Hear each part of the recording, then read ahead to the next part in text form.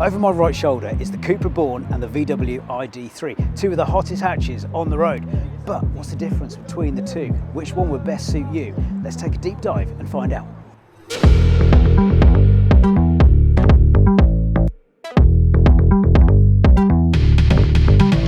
The Cupra Born and the VW ID3 are both based on the MEB platform. They share the same chassis, and from a distance, you'd be forgiven for thinking they were the same car. The model we're reviewing is rear-wheel drive and has a 58 kilowatt-hour battery, giving it a very respectable official range of 265 miles. This goes up to 340 miles in the 77 kilowatt-hour version. It does 0 to 60 in 7.3 seconds, has a charging rate of 125 kilowatts and a top speed of 99 miles per hour. Why they didn't take it all the way up to 100 baffles me and my OCD. If you're wondering where Cupra comes from, it's actually Spanish, and it's the sportier version of the Seat, but it comes under the VW family and the VW umbrella, so you know you're going to get a quality car. The most obvious thing separating the two cars is the meaner face on the Cupra Born. It really stands out with those slick lines and striking grille to complement Cupra's super stylised logo. Hello and welcome to the inside of the Cupra Born. I'm a big fan already, and if you're going to compare this to another car, it's obviously going to be the VW ID3, but this is a little bit sportier. In fact, if I was a Bond baddie, I'd definitely go for this car over the ID3. What do you think? Drop us a comment below in the comments. A few things that will jump out at you straight away. You've got this lovely touchscreen display there, you've got a display there, you've also got a head-up display on this model and reversing camera, which makes everything so much easier.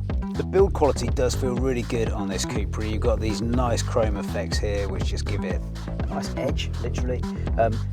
Plasticky there, plasticky there, but nice and soft and gentle there. But yeah, steering wheel feels good, and it needs to be because this is a bit of a go-kart. Now I don't know if this is a good thing or not, but when I drive this, I just want to go fast, put my foot down. It does feel like a bit of a boy racer or a girl racer car, and looks a bit like one as well. And something I do like about this car is because you have your gear select up here, you can switch between coasting and regenerative braking very easily at the flick or a twist of a switch. So what regen does, or regenerative braking, means when you take your foot off the accelerator, you're putting more energy back into the battery, which is useful for giving you extra range. Lovely. Let's talk about the all-important storage. Love that, makes life really easy. You can put your cups in here, two lovely cup holders. You can also store your phone in there, or there, if you're being naughty, but better, you've got a wireless charging pad just here. And underneath this armrest, loads of space for things like walkie-talkies and sandwiches. Could probably get a dinosaur in there, not a full-grown dinosaur obviously. One advantage that the ID3 has over this, that's got an armrest, whereas this, you're kind of like this, but you're going to drive it more like this anyway if you're one of these Cupras. I've heard some people refer to this car as the evil twin of the VW ID3. I don't think that's fair. I think this is just the sexier twin. Personal opinion, let me know what you think in the comments. Bit of a pet peeve, the lack of physical knobs and buttons on here. So you do find yourself accidentally turning up the volume or turning down the aircon or whatever. So it just takes a bit of getting used to, but I'm not a massive fan of this so far. Who would this car best suit? Well, my mate Tash asked me if this would suit her. I think it would.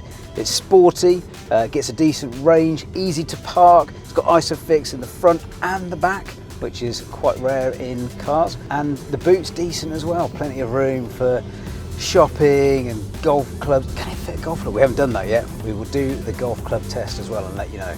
Boot space is plentiful, boasting 385 litres with a useful storage bin for your cables. You'll find there's ample room in the back, aided by its flat floor, but both cars lose points for not having a fruit, which is understandable given its compact size. Ultimately, with these two, it's probably going to come down to looks. So which do you prefer? The more sporty, aggressive looking Cupra Born, or the little bit more understated VW ID3? Let me know in the comments below. And if you want to find out a little bit more, head over to selectcarleasing.co.uk.